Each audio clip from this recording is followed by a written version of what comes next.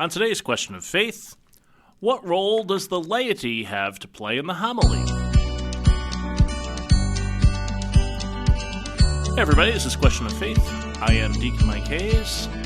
And I'm Father Eric Garris, Vocation Director, but also as it pertains to this topic, I'm Father Eric Garris, adjunct professor at St. Mary's Seminary and Graduate School of Theology in the field of homiletics and preaching, and doctoral student at Aquinas Institute of Theology in St. Louis. Doctoral student in homiletics. My friend used to refer to a certain seminary that will remain nameless as the Acme School of Theology. Oh. I was like, yeah, that's not great. Yeah. At least you're not going to National Auto Diesel College, which is a real school, by the way. Yeah, I'd love to learn about auto diesel. Mechanics. Yeah, I'd change my own oil. Repair trucks. We have a couple of new seminarians who are worked as mechanics. Oh, very nice. So one was a diesel mechanic. So good to know. I don't know if he went there. I think he went to Tri-C. Okay. Yeah. Well, yeah. Of course. Yeah. But we're here, Mike. We're here No Father now. Damien this week. No Father Damien on special assignment. And this is always a special assignment to be asked onto this benevolent podcast, so thank you. Oh, you're welcome. Always good to have you. Yeah. And you gave a little preaching workshop to us deacon types the other day. Correct. Hence the invitation. Right. So nice job, by the way. Thank you. So 2 weeks ago, the deacons of the Diocese of Cleveland got together for their convocation. Mm-hmm. In a couple weeks, the priests will be getting together for a little bit of an extended convocation as well. And the topic of the deacon convocation was preaching the gospel of life, correct? And so it was myself, Father Tom Drago, who's also a member of the preaching faculty, and Mary von Karlowitz in the Office of Human Life.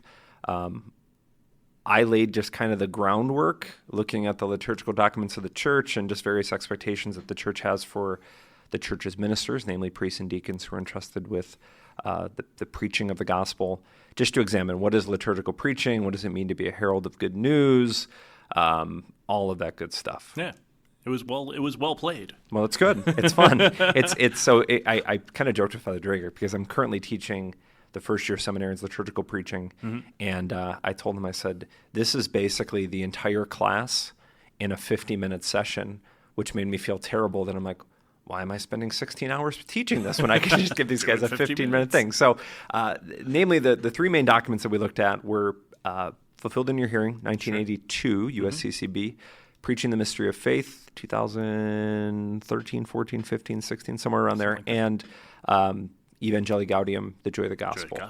So, interestingly enough, I think like inside baseball, when it comes to homiletic prep, people are always like, Father, where do you get your ideas from? What happens? What is the homily supposed to be? So I often say that the homily is not just a moment of teaching, correct, but it's a moment of unpacking the scriptures and the preacher to tell the story of how is this story within salvation a part of the story of the congregation. So to answer that question of what role do the laity play, they play the most important role because I think it's the priest or the deacon who's entrusted with the teaching or with preaching who needs to ask the question of how is this story the story of my congregation? Right. So the priest, deacon needs to be doing just as much of a thorough exegesis, unpacking, study of the scripture as he does of his congregation. Right. Know your audience. Know your audience, number one. Right. Yeah. And there's an old saying like that the preacher should prepare for a homily with the scripture in one hand and a newspaper in the other. Yeah, sure. And bringing those things together because the beauty of the message of salvation history is that it's timeless in many ways, that these words that Jesus spoke, he is once again speaking to the congregation, and you as priest or deacon are the messenger, the interpreter of that. Right. So it's a crucial role. And it's so much so that in Fulfilled in Your Hearing, the structure of the document lends itself to that. So it begins not with homiletic book reviews and what commentaries to consult. It begins with laying the groundwork and saying, start with the assembly. Start with the assembly. Right. Yeah, not even with the scriptures, not even with the preacher. Like the assembly is the proper place in which the gospel is preached, but also drawn out of. Whenever I'm preaching, I place myself as the guy in the back. Yeah. Who sits in that back row, who showed up today. And, when I think about him, I'm like, okay, that guy might come every week. He might not come every week. But he came today. Sure. And he's looking for a message today. What do I have to say to that guy? Yeah, and we talk a lot about one of the buzz phrases, words that we use in the preaching faculty is the homily needs to have skin, homiletic skin. And it sounds kind of weird, but it's like it has to have a tangible reality and effect upon the people where it meets them, but it also draws them out of that place into the way in which their life. So it's born from their life experience, and it flows to their life experience outside of Mass. That's why I always try to make the connection with okay, where do we go from here? I always used to, this weekend I said in my homily, the Mass ends with not the priest or deacon saying, stay here for as long as you can. It says, no, go. Glorify the Lord by your life. And so part of the homily should be an articulation of how is the Lord, in response to these readings, asking you to give him glory by the way in which you live your life. So it could be, not just an action of let's be nicer this week, but it's how is the Lord inviting us to have a change of vision? Right. How is the Lord inviting us to respond in faith? Whatever it may be. Who is the Lord calling us to Correct. At this moment? Yeah. To reach out to or to be, any of those things. Yeah. So there's a great line, though. It's in Preaching the Mystery of the Faith, where it says essentially the best homilies touch on the deepest levels of human experience. And I think about that as the homily being a bridge between the lived experience of the people and the liturgy. I mean, the liturgy is the work of the people. Yeah, it's sure. God meeting his people in their he's in their midst. But it's also the bridge between the liturgy of the Eucharist and the liturgy of the Word, where it's not two separate things. Where what we do here doesn't connect to what we're going to do in 22 minutes. But it's the bridge between the Word and sacrament and life. Yes, and Jesus is present in the Word just as much as he's present in the sacrament. Correct. So, Correct. There's the altar of the Word, that little ambo that we preach the gospel from.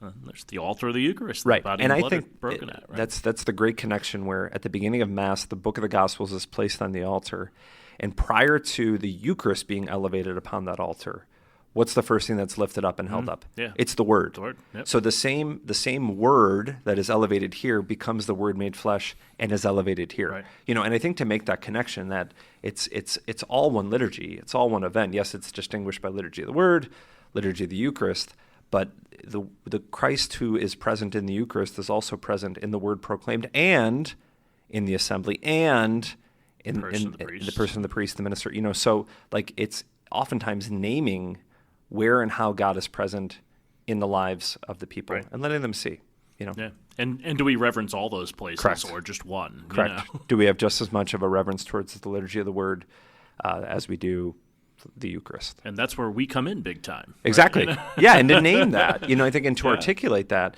And that's where some of, in vocation ministry, I kind of consider myself like the Pied Piper of the priesthood, where I go out and I'm all over the place. You're at a parish, the people and they know you, so you can speak to their particular needs and you can challenge them particularly.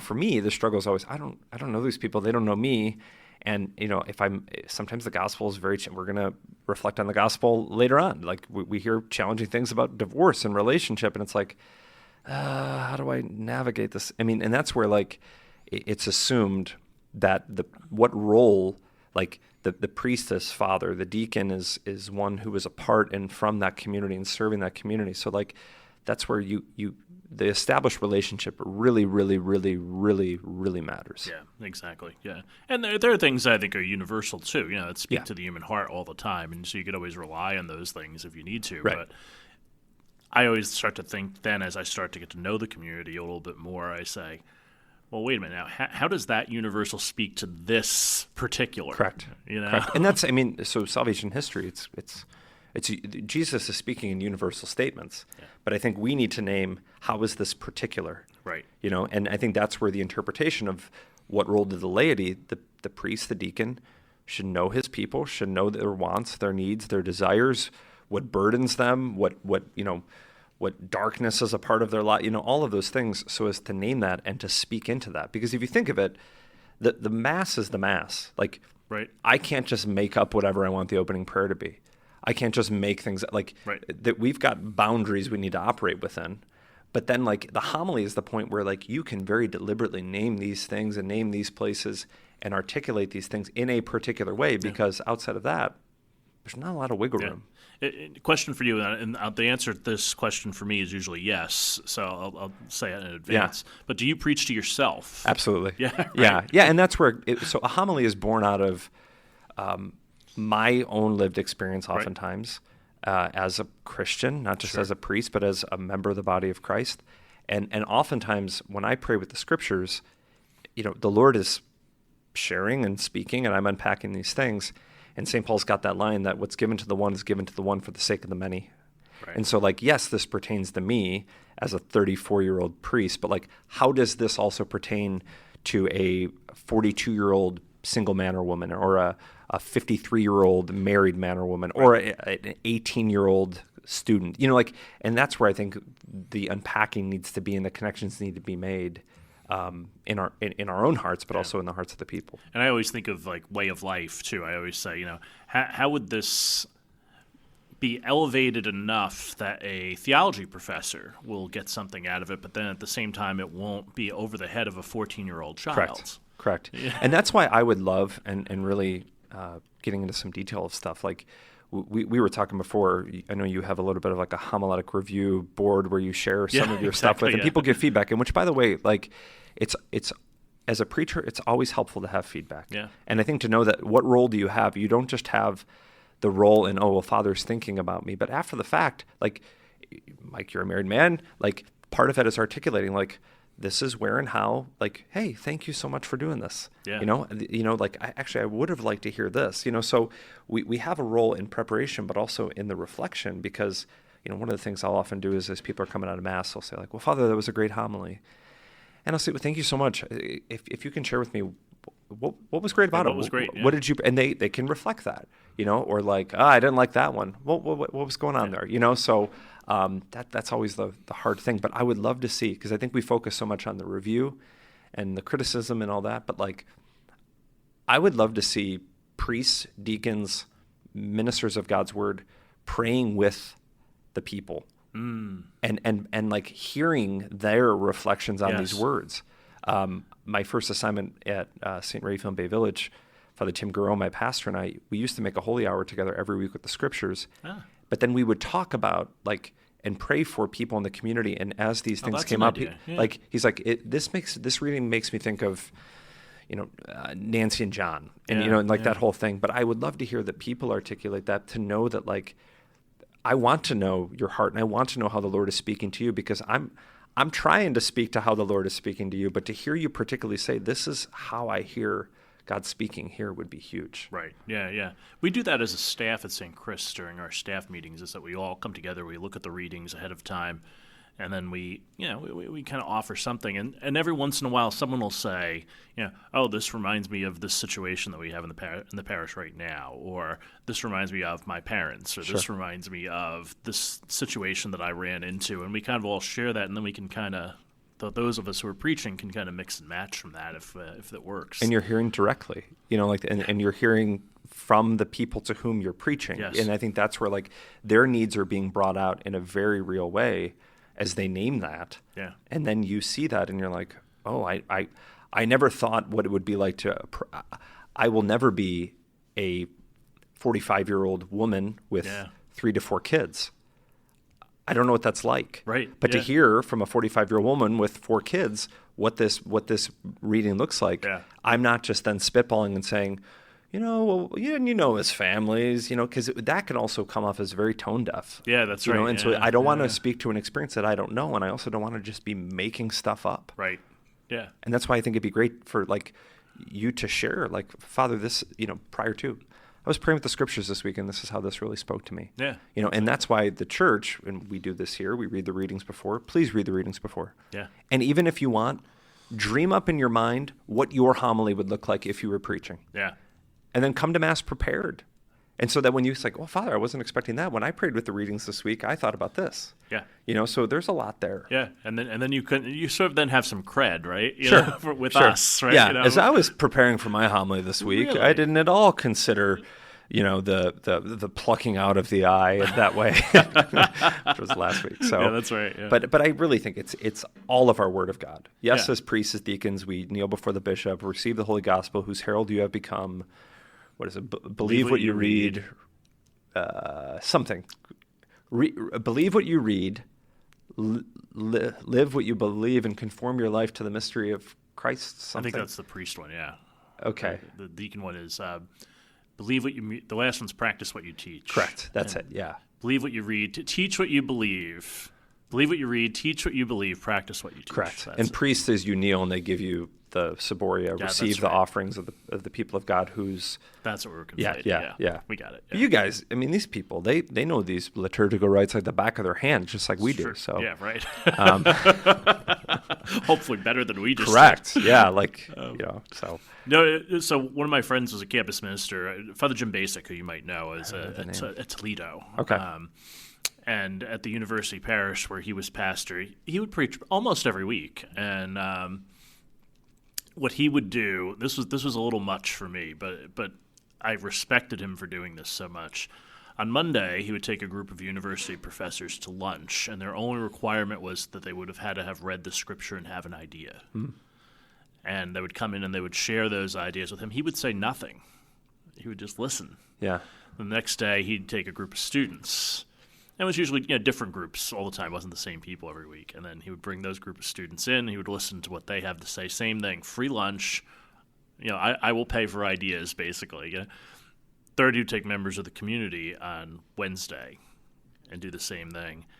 And then on Thursday, he'd start to write. Mm-hmm. And then Friday, he'd give a first draft to a select group of people who were always the same. And he said that the reason that he took those people is because he knew that all of the other people will give him ideas, but they probably wouldn't be comfortable enough to criticize him.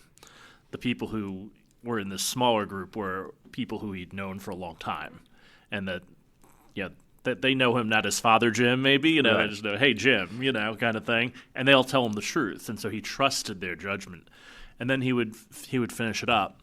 Yeah. Like Saturday morning. And I think that's amazing. I think there's a profound sense of humility in that. Yeah. And I think of also Pope Francis, and we look at the synodal way of being a listening church. That's quite literally That's pretty much it. listening to the people and their needs and how the Lord is speaking to them. And I think that's where we look at, and I often as vocation director, when we say, we need more, we need to pray for vocations, we're just subtly saying we need more priests and deacons and nuns. Yeah. I'm like, we all have a vocation. We all have a role in this. Like, I think of the line of Moses at the end. Like, would it, think about how great it'd be if we all received a prophetic spirit. Oh, guess what? You did in your baptism. The Lord anoints you priest, prophet, and king. So we all have a role. We're all called to be messengers of the word. We're entrusted with it in a particular way by the church, and we receive formation in that regard. Yeah. But the formation we received is ultimately at the service of the church. Yeah. And that's why, I think sometimes the struggle when there's a newly ordained priest or deacon, they want to just tell you all their Bible knowledge of what they know about this. But what does it mean for the people? Yeah, right. Yeah, this isn't a theology class. Correct. And how's it being received by the people? Right. Yeah. So, exactly. You could come off as a know-it-all too, right? Right. Let me tell you everything that I know that you don't know. Right. Well, you have a master's in theology, but you don't necessarily have a master's in knowing the people that you're entrusted to preach. That's a very good point. And I think that's where to know them, to love them, and that's where I think, and maybe you'll find this, and just I know you're new here, but I felt in at least in the one parish I was at for 4 years, sure. You hit your stride year 3 because you're I finally really know these people and they really know me, and I have a profound sense of comfort here. Yeah. And that's familial. That's Father. That's speaking to your people. Yeah. I know. I was the last year of formation. I was doing some lay reflections at Sagrada Familia, which was a completely different culture from me, and I really got to know them, over the course of the year. And I felt at the very end of it, I was like, man, I don't want to leave. I actually want to stay here and preach for another year, But you're called where you're called, and you're Correct. told to go where you're told to go. But you're right.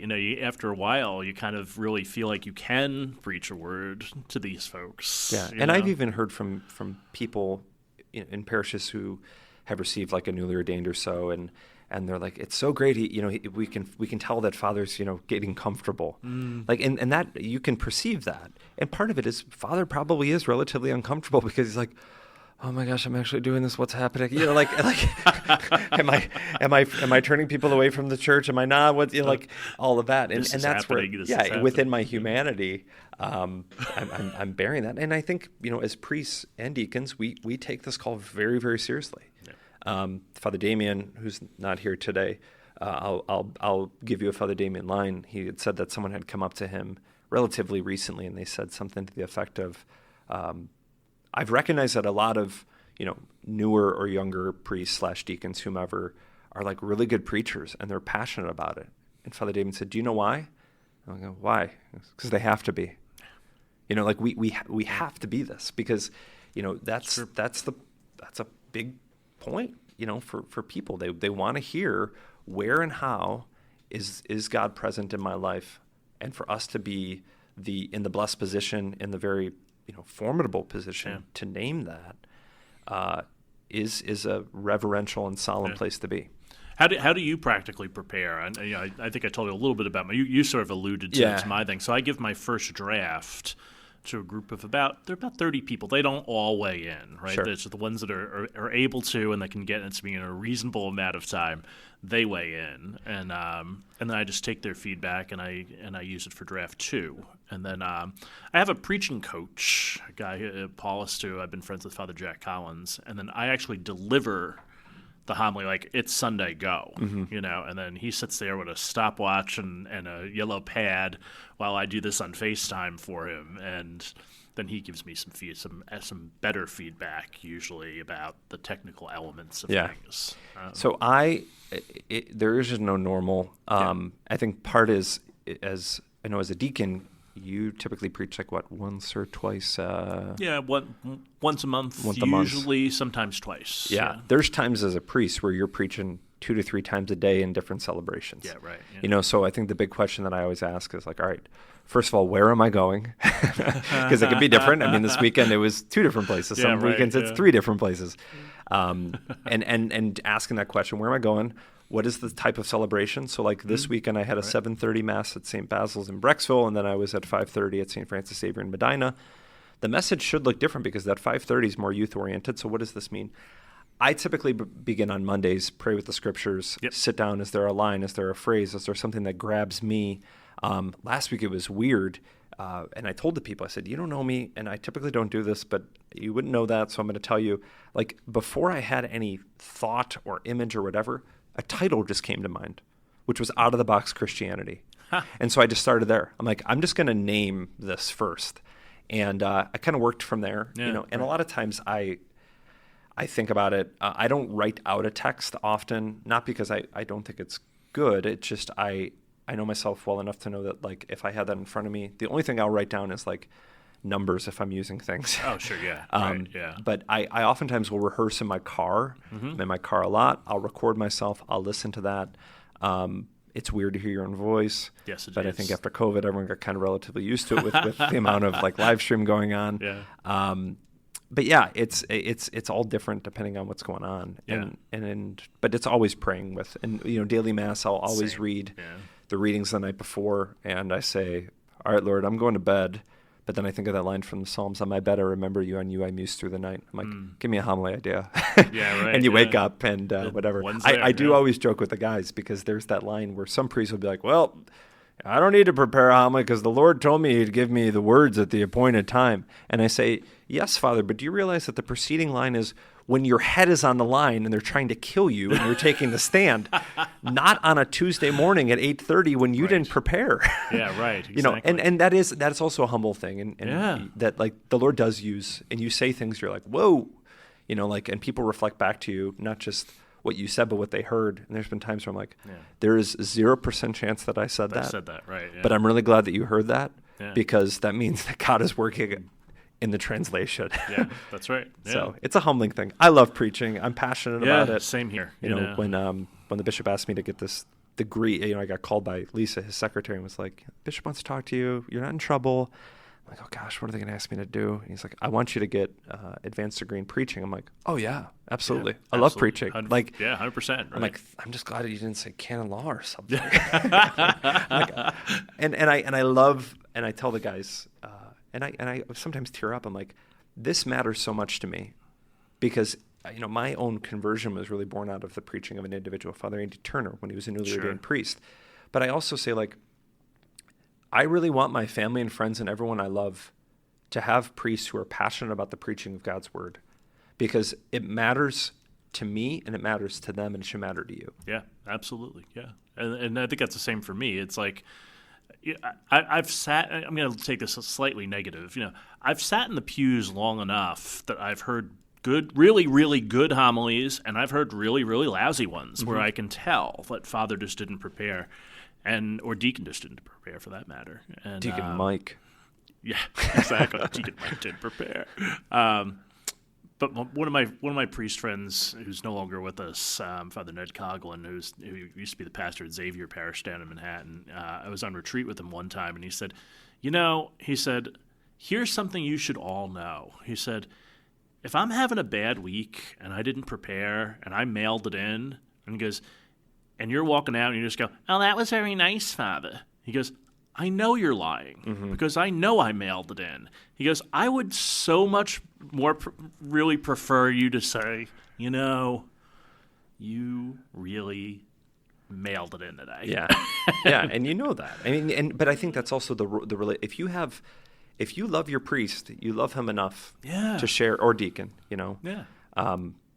Yeah, I mentioned this at the deacon convocation. I said the worst thing you can tell any priest after Mass is good homily on a day in which the deacon preached. Father, great homily today. I didn't even preach. Yeah, right. I'm glad it was great. Yeah, but he did it. Yeah, he did it. Oh, really? You're not Deacon Mike? Nope, that's not me. No. Good try.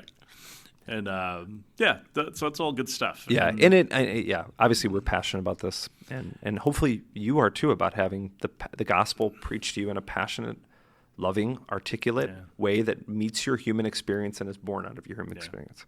Yeah, and I think most of the time for me, I pray with the scriptures, and three things happen. One, I discover something I've never seen before. Mm-hmm. I mean, I've seen it before, but I've never seen it before, and I'm like, or heard it before for that matter, and then that either jogs something that I've learned along the way that now I can say, oh, I learned that when this happened, and I can just tell that story.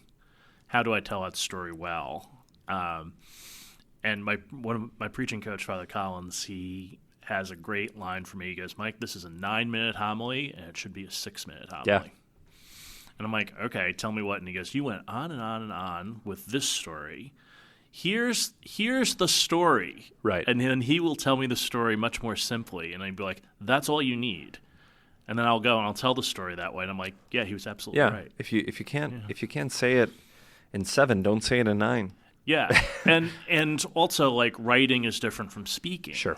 The things that you would include in writing a story out, which a lot of detail and a lot of color, are not necessary in speaking. That's what I think a lot of people get wrong. Yeah, I think and that's where we talk about, and you talked about voice. Like I do this whole thing with guys and talk about like finding your voice. Like I don't want you to preach like Father Robert Barron. I don't want you to preach like Father Mike Schmitz, or like I want you to preach like you. The Lord has given you a voice. Use that voice.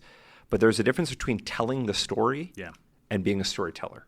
Yeah, that's right. And that's where one of my favorite days in class is I play a Norm Macdonald video from when he was on Conan O'Brien, where he tells this convoluted, long joke about nothing, the moth joke. Yeah. But you're so on edge, because he's all these details and things, and like there's like you're in the story, and I think that's back to the whole thing of like, you are in the story of salvation. You are in this reading. You are in this gospel. You are in here.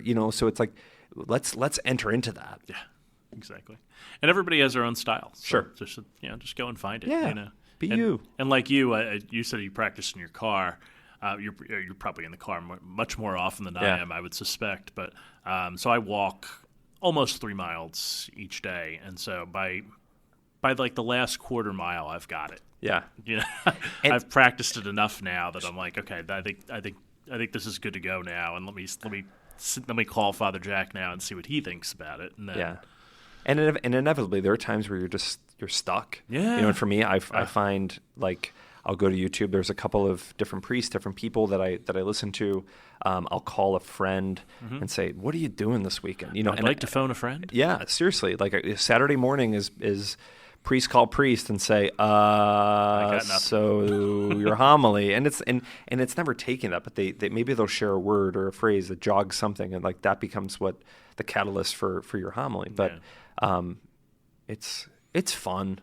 Yeah, I agree. Yeah, it's just a lot of fun doing it. Right. We have a lot of fun going to churches. So you went to my dear classmate, Deacon Mark Temeko's Yes. parish So tonight. I was at St. Francis Xavier in Medina.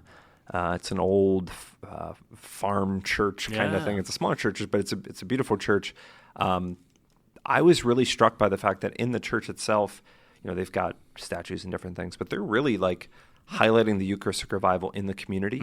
And so like you can see that they're using images of the community and different things there. But it was fun. I enjoyed being there. Father Mark Hollis used to be the pastor there. Right. Father Tony Seba's there. Yep. Father John Mahalan, and then also Father Kurt Kondick is split between there and Our Lady Help of Christians in Litchfield. Right. And so Deacon Bob Kavanaugh is there. Deacon Bob Kavanaugh, he and his wife Dawn, the youth minister.